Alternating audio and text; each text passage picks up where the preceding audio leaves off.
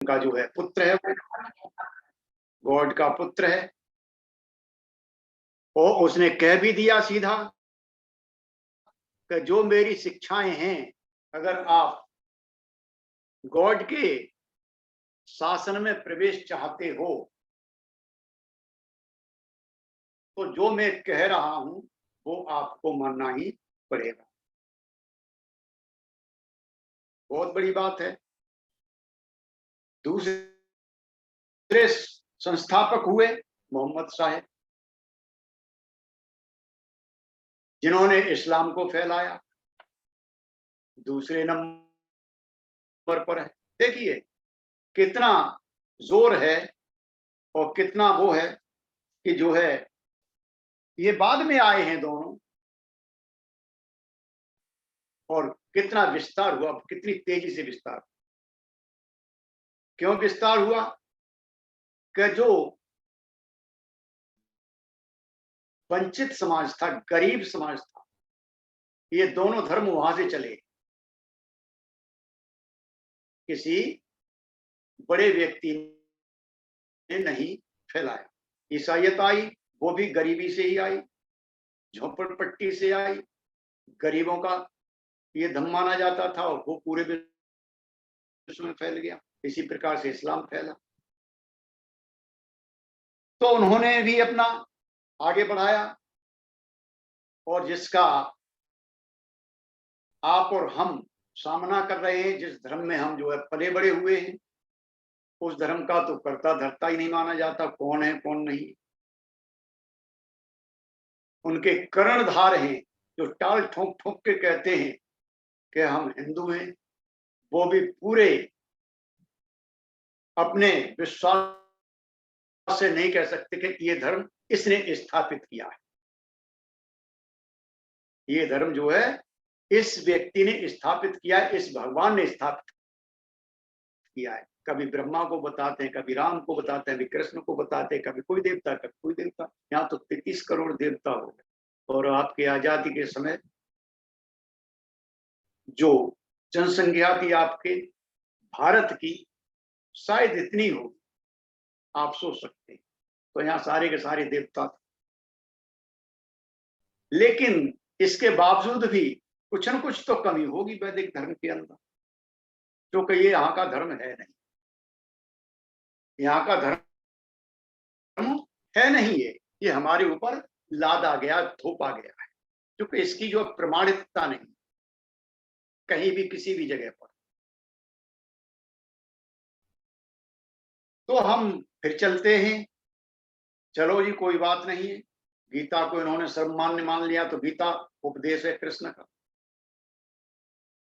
तो हमने बताया आपको कि कृष्ण वहीं नहीं रुके कि मैं जो है ईश्वर हूं या देवता हूं। उन्होंने तो सीधा बोल दिया मैं देवों का भी देव, मेरे ऊपर कोई नहीं। और जहां पर चातुर्वर्ण को स्थापित करने के लिए मैंने आपको बताया था बीच में कि भगवान बुद्ध का जब धम्म आगे बढ़ने लगा, विस्तारित होने लगा पूरी तरह से, और उसको खंड खंड कर दिया आपके इनके वैदिक धर्म को, और ये हथियार डाल के पूरी तरह से समर्पित होने को हुए, उसी समय गीता का आविर्भाव हुआ। और जो है गीता को उन्होंने उठा लिया और कृष्ण के मुंह से कहलवा दिया कि ये जो है मैंने जो चातुर्वर्ण की रचना की है, और चूंकि मैं देवादिदेव हूं इसलिए ये जो है अकाट्य है, इसमें कोई संशोधन नहीं हो सकता है। और वो जो है इसको ले, कौन ले उड़े? जिनको ये जातिवाद पसंद है, वर्णवाद पसंद है, वो जो है ले। और जो समर्पण करने वाले थे वो वहीं पर रुक गए। बुद्ध का धर्म धीरे धीरे धीरे धीरे विलुप्त हुआ यहाँ से। और आप जानते हैं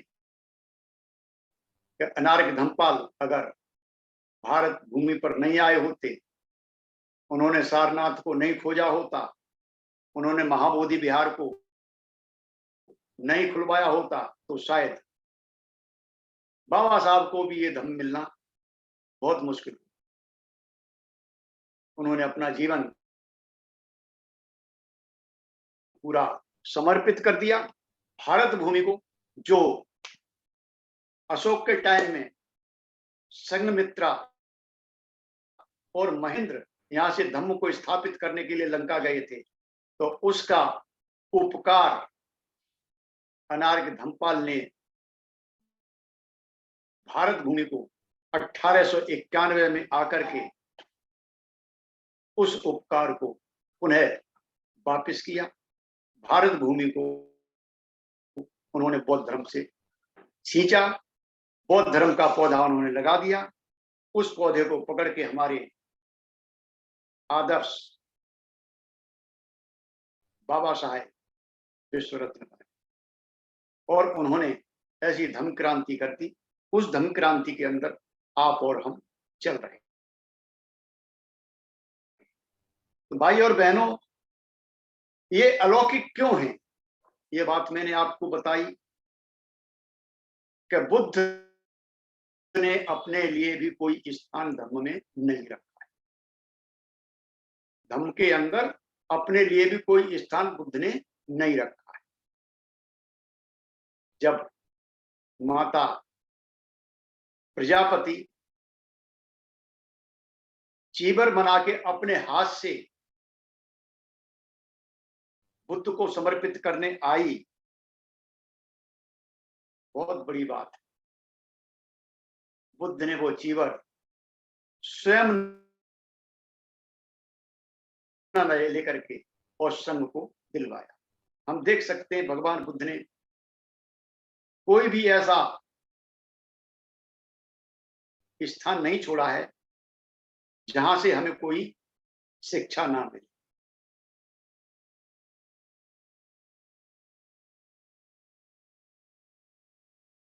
तो वहां पर भगवान बुद्ध ने संघ को सर्वोपरि माना,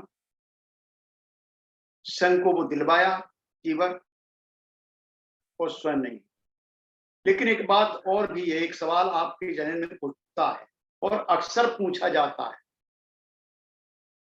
जो अब बौद्ध हैं या जो बुद्धिज्म को कम ही जानते।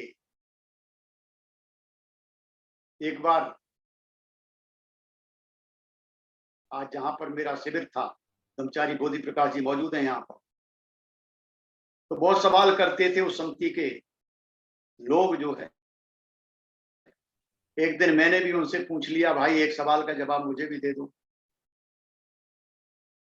क्या? पूछिए सर जी, क्या पूछना चाहते हैं? ने एक बात बता दो कि बुद्ध किसकी शरण गए थे? बुद्ध किसकी शरण गए हैं? बुद्ध भी शरणागत हुए हैं, तो किसकी शरण गए? चकरा गए। बहुत सोचा लेकिन नहीं आया, क्योंकि ये आंदोलन है, बाबा साहब का मिशन का आंदोलन है, और यहाँ बड़ी गंभीरता से पढ़ाई होती है। तत्वों को खोल खोल के बताया जाता है, बार बार उसको बताया जाता है, ताकि हमारे दिलो दिमाग के अंदर पूरी तरह से फिक्स हो जाए। और हम जो हमारे भंते संग्रह जी चाहते हैं कि मुझे 99.9 भी बौद्ध नहीं चाहिए। भंते जी कहते हैं मुझे 100% बौद्ध चाहिए, मुझे 0.1 कम भी नहीं चाहिए, 0.1% भी कम नहीं चाहिए। मुझे कितना चाहिए? 100% बौद्ध चाहिए।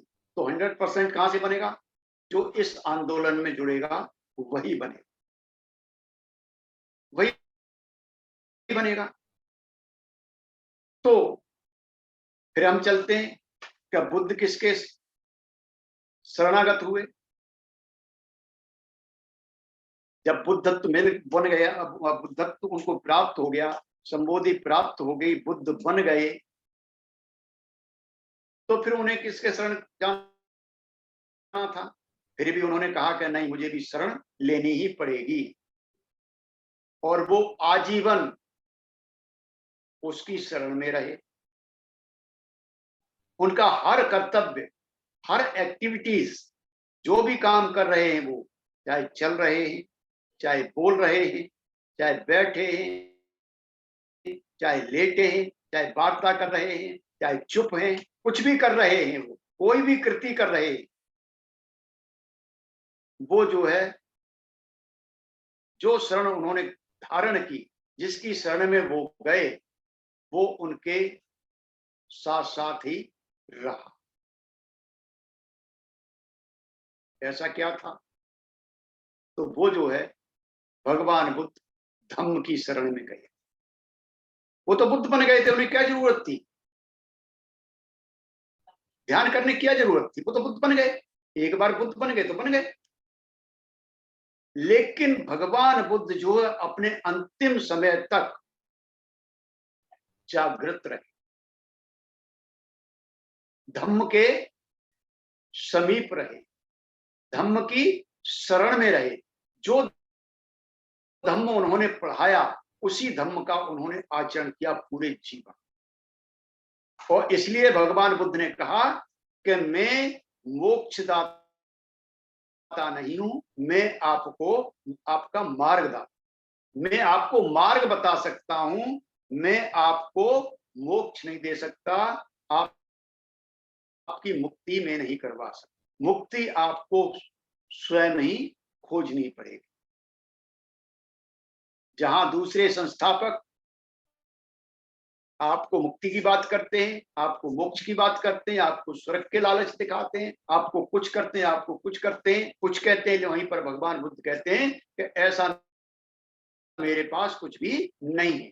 लेकिन मेरे पास जो रास्ता है, जो रास्ता है, अगर आपने उसको अपना लिया और अगर उस पर चलने लगे, अपने आचरण में ले लिया, अपने दिलो दिमाग में वो पूरा रास्ता बैठा के उसका आचरण करने लगे, तो आपको किसी स्वर्ग की जरूरत नहीं है। आपका इसी जीवन में स्वर्ग बन जाएगा। आपका जीवन यही स्वर्ग बन, यही आपको स्वर्ग का दर्शन हो जाएगा। ऐसा हमारा आदर्श था। फिर आगे, जहां अन्य धर्म आपके किसी न किसी अलौकिक शक्ति के ऊपर आधारित, चाहे वो ईश्वर का नाम हो, चाहे अल्लाह का नाम हो, चाहे गॉड का नाम हो, वो भी किसी से बंधे हुए। ईसा मसीह गॉड से बंधा हुआ है। वो कहता है गॉड के राज्य में अगर प्रवेश करना है तो मैं जो कहता हूं वो मानना पड़ेगा। हाँ? और मोहम्मद साहब कहते हैं कि अगर आपको अल्लाह के राज्य में प्रवेश करना होगा तो मुझे पैगंबर मानना पड़ेगा और आखिरी पैगंबर मानना पड़ेगा, दूसरा आने वाला नहीं, मेरे बाद कोई भी आने वाला नहीं है। लेकिन यहां तो पूरा का पूरा ही पलट दिया आके। कृष्ण तो ये कहते हैं कि भाई मैं तो देवादेव हूं, जो मैंने कह दिया वही पक्का है, इसे कोई बदल नहीं सकता है। तो मैंने आपको बताया था कि जो बात कृष्ण ने कही थी, उस समय ना मुसोलिनी हुआ था, ना हिटलर हुआ था, ना जॉर्ज अब्राहम हुआ था, और ना ही हमारे कर्णधार, हमारे उद्धारक, हमारे आदर्श बाबा साहब हुए थे। नहीं, आज कृष्ण को जवाब देना मुश्किल हो जाता कि जो तुमने बात कही थी वो तो झूठी हो गई, जो बात तुमने कही थी वो झूठी हो गई। तो ये हमें सोचना पड़ेगा, देखना पड़ेगा।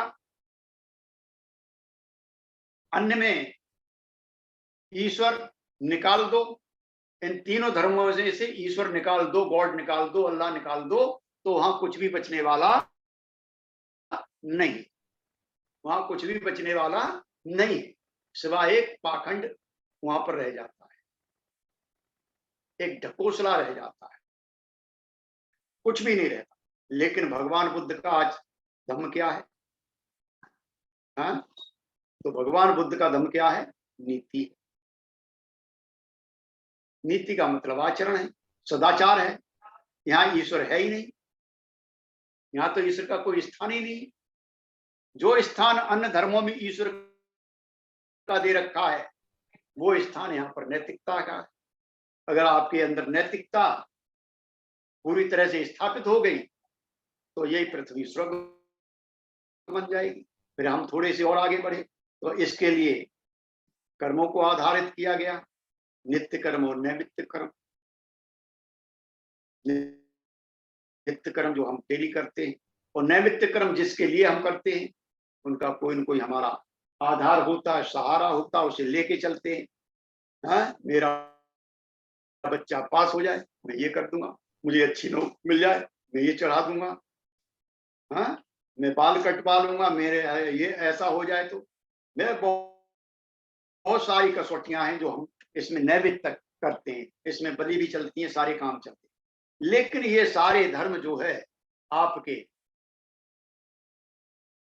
विज्ञान के ऊपर आधारित नहीं, उनसे विज्ञान का कोई मेल जोल नहीं। वो विज्ञान की कसौटी पर कोई भी धर्म जो है खड़ा नहीं उतरता। अंधविश्वास। और बुद्ध का धर्म क्या है? पूरी तरह से वैज्ञानिक, पूरी तरह से वैज्ञानिक है। जहां से आप उठाएंगे पूरा का पूरा वैज्ञानिक है, विज्ञान है पूरा। यहां हर वो बात जो भगवान बुद्ध कह रहे हैं कसौटी पर कसी जा सकती है। और वो जिस प्रकार से सोना गर्म किया जाता है और जितना उसको गर्म किया जाएगा उतना और चमकीला होकर निकलेगा, इसी प्रकार से हम जो है इस धर्म को जितना कसौटी पर कसेंगे उतना और चमकदार होकर निकलेगा और स्पष्ट होके आएगा आपके सामने, बहुत अच्छी तरह से स्पष्ट होगा। तो हमने बताया था कि इसमें कोई भी आप सवाल आपके मन में आता है तो अपने से सवाल करिए, ऐसा क्यों हो रहा है, ऐसा क्या हो रहा है, ऐसा कैसे हो रहा है। अपने से सवाल करिए। अगर आपके सवाल उठ रहा है आपके मन के अंदर कि बुद्ध ऐसा क्यों कह रहे हैं, लगाइए वहां पर बुद्ध ऐसा कह रहे हैं तो क्यों कह रहे हैं, बुद्ध ऐसा क्या कह रहे हैं, और उसका जवाब अपने से मांगिए और वो जवाब मिलेगा। जवाब मिलता जाएगा, आगे बढ़ते चले जाएंगे। तो इस प्रकार से हम जो है भगवान बुद्ध के धम्म को कसौटी पर कस सकते हैं। और बाबा साहब भी कहते हैं कि बगैर कसौटी के आप किसी चीज को मत माने, बार बार उसे कसिए। यहां तक आकर के फिर हमने आगे चले थे बाबा साहब की नजर में तो 4 बिंदु थे, वो भी हमने आपको बताए थे। क्या 4 बिंदु थे? कि समाज में एकता बनाए रखने के लिए 2 चीज बताई थी हमने, कानून और नैतिकता। कानून और नैतिकता। तो हमारे यहां पर पूर्व में आर्यों के आगमन से पहले जो सिंधु घाटी की सभ्यता थी, हड़प्पा की सभ्यता थी, जो सभ्यताएं उन्होंने नष्ट की आकर के, उन सभ्यताओं में कानून की इतनी जरूरत नहीं पड़ती थी क्योंकि वो नैतिकता से बंधे हुए। आप खुद चिंतन करिए बैठ के, अगर हमारे अंदर नैतिकता स्थापित हो जाएगी तो हमें कानून की जरूरत पड़ेगी। नीदरलैंड, आज हम बता रहे हैं आपको, नीदरलैंड जहां पर पुलिस को खत्म कर दिया गया, क्राइम होता ही नहीं, क्योंकि वहां के व्यक्ति का आचरण इतना अच्छा है कि वो कोई अपराध करता ही नहीं, चाहे महिला हो चाहे पुरुष हो। इतनी उनकी नैतिकता स्पष्ट हो गई है कि वहां जो है पुलिस को तनख्वाह नहीं मिल पा रही थी, पुलिस को ही खत्म कर दिया। जेलों में उनकी में जो जेलें हैं उनमें कैदी नहीं है क्योंकि क्राइम होता ही नहीं, अपराध होता ही नहीं। अपराध नहीं होता है तो फिर जेलों की जरूरत क्या है?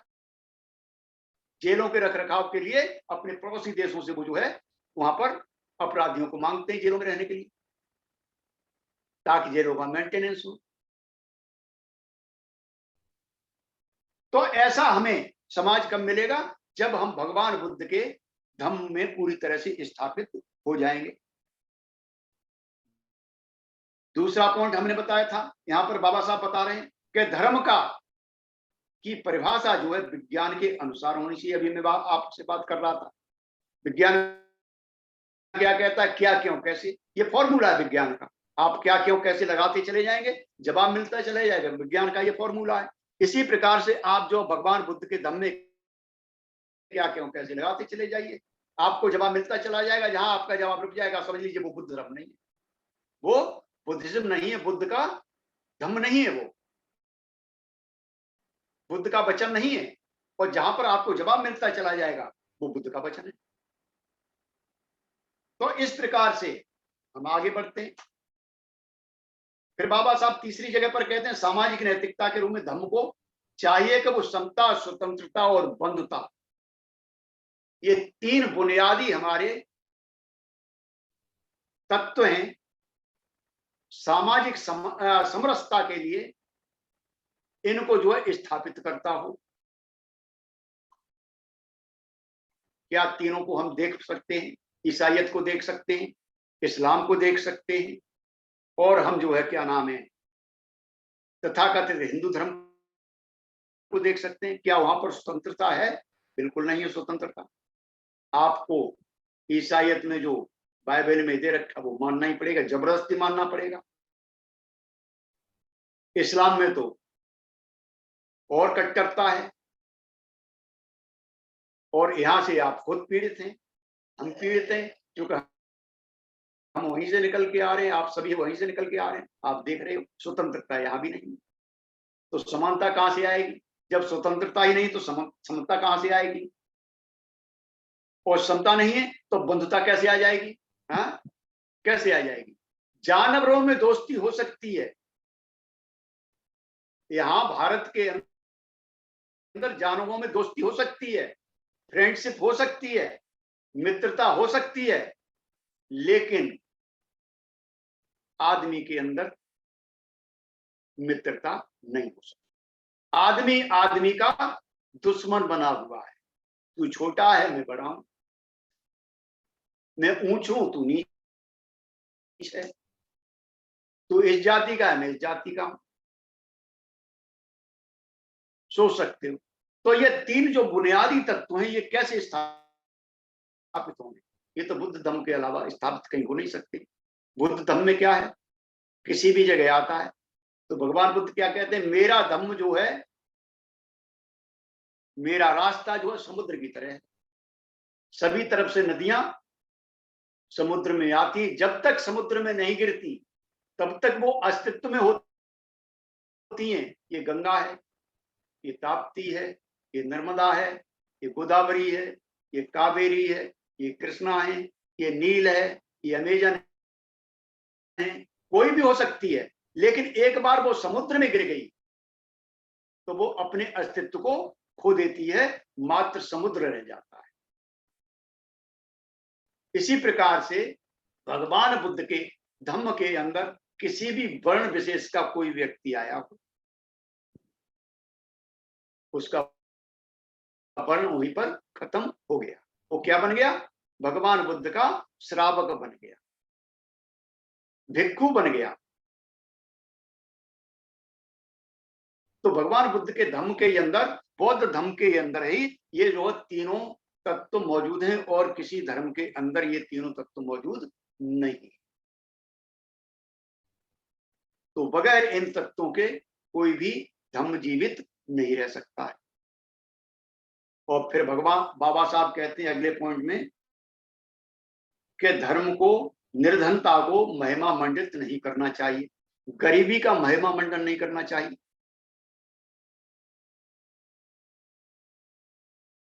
अगर वो गरीबी का महिमा मंडन करता है तो वो धर्म नहीं हो सकता। आप सोच सकते हैं, तीनों धर्मों को देख लीजिए अच्छी तरह से, और भगवान बुद्ध के धर्म को देख लीजिए। भगवान बुद्ध ने कभी भी गरीबी का सत्कार नहीं किया। गरीबों से वो यही कहते थे कि आप जो है अपने आचरण को सुधारिए, आपका विकास हो सकता है।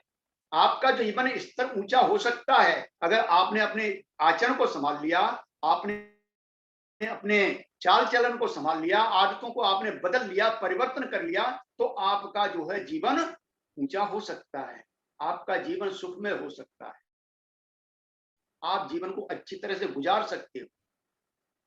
क्यों इसमें पड़े हुए हो? निकलिए बाहर। और इसलिए भगवान बुद्ध कहाँ जा रहे हैं? गरीबों की बस्ती में। किसी धन्ना सेठ के यहाँ पर नहीं जाते, धन्ना सेठ बुलाते थे तब जाते थे, लेकिन भगवान बुद्ध कहाँ जा रहे हैं? श्रीगाल के पास जा रहे हैं। कहाँ जा रहे हैं? सुनीत के पास जा रहे हैं। कहाँ जा रहे हैं? सुप्रबुद्ध कोढ़ी के पास जा रहे हैं। ऐसे व्यक्तियों के पास जाते थे भगवान, और उनको निकाल के लाते थे उस कीचड़ में से, और उनको जो है अच्छा आदर्श जीवन बिताने के लिए उनको प्रेरित करते। तो हमारा जो है ये धर्म जो है कभी भी गरीबी का पोषक नहीं होना चाहिए। संतोषदायी तो होना चाहिए, लेकिन ऐसा संतोषदायी नहीं होना चाहिए कि हम लाचार बन जाए। बुद्ध धर्म सभी को समानता देता है, सहयोग करता है। हाँ? कभी इस भारत भूमि पर अगर किसी को जरूरत होती थी तो भिक्षु संघ के पास जाता था और उसको वहां से सहयोग मिलता था, सहायता मिलती थी जीवन रक्षा के लिए। लेकिन धीरे धीरे करके 9वीं शताब्दी, 7वीं 9वीं शताब्दी में आकर के 11वीं शताब्दी तक भिक्षुओं के आचरण का पतन हो गया, क्योंकि भगवान बुद्ध के धम्म में बहुत सारी विकृतियां आ गई। इसमें वज्रयान घुस गया, मंत्रयान घुस गया, तंत्रयान घुस गया, बहुत सारी चीजें आ गई, पता नहीं कितने पंथ घुस गए। धीरे धीरे करके उनके आचरण के अंदर विकृति आ गई, और जब विकृति आ गई तो फिर क्या होगा? उनका पतन होना निश्चित है। तभी तो हमारे आध्यात्मिक गुरु भंते संरक्षित ने यहाँ पर जब उपसंपदा की बात आई थी तो उन्होंने सोचा कि यहाँ पर मुझे भिक्षु कोई भी ऐसा नहीं दिखाई दे रहा जो भगवान बुद्ध के अनुसार जो शील दे रखे हैं उनका आचरण करता हो। बड़ी मुश्किल पैदा हो गई, बहुत बड़ी मुश्किल पैदा हो गई। तो इन चीजों को हमें देखना है। संतोषकारी हो सकता है, लेकिन निर्धनता का कभी भी हमें सम्मान नहीं करता है। तो ये जो है बाबा साहब कहते हैं कि फिर कौन सा धर्म रह गया, फिर तो बौद्ध धर्म ही रह गया, इसके अलावा कोई ऐसी चीज नहीं। तो ये बातें कुछ मैंने आपको बताई थी, और उसके बाद लास्ट में मैंने आपको बता दिया था 3 पॉइंट बाबा साहब ने बताए थे कि एक ग्रंथ होना चाहिए, एक पुस्तक होनी चाहिए जो सर्वमान्य हो। बौद्ध धर्म बहुत बड़ा बाग में, पूरी जिंदगी निकल जाएगी पढ़ते पढ़ते, लेकिन आप उसको पूरी तरह से नहीं कर पाएंगे, नहीं पढ़ पाएंगे। आचरण की तो बात ही अलग है। इतना बड़ा साहित्य, इतनी मोटी मोटी किताबें, और एक एक निकाय के 3 4 निकाय कर, तो ये जो है असंभव है। तो बाबा साहब ने एक छोटी सी पुस्तक दे दी, एक ग्रंथ दे दिया, बुद्ध और उनका धम्म, जिसे हम जो है अपने घरों के अंदर नियमित रूप से पढ़ें, उसका जो है आचरण करना सीखें।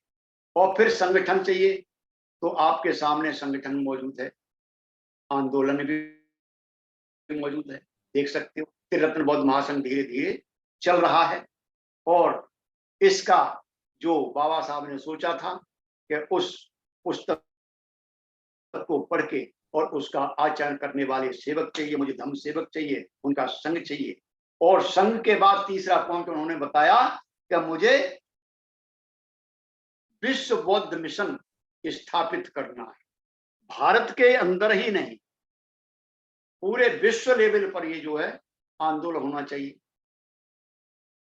तो आज हम देखते हैं भाई और बहनों कि त्रिरत्न बौद्ध महासंघ के अलावा कोई भी ऐसा संगठन भारत भूमि पर नहीं है कि जो तीसरे पॉइंट को आपको पूरा कर रहा, कि विश्व बौद्ध मिशन स्थापित करने की तरफ कदम बढ़ा रहा। स्थानीय हो सकते। तो ये जो है, ये पॉइंट मैंने आपको बताए थे। हो सकता है कि आपको कहीं और रह गया हो, तो आप वार्तालाप करके पूछ भी सकते हो, सवाल कर सकते हो। कहीं समझ में नहीं आया हो तो आप पूछ सकते हो।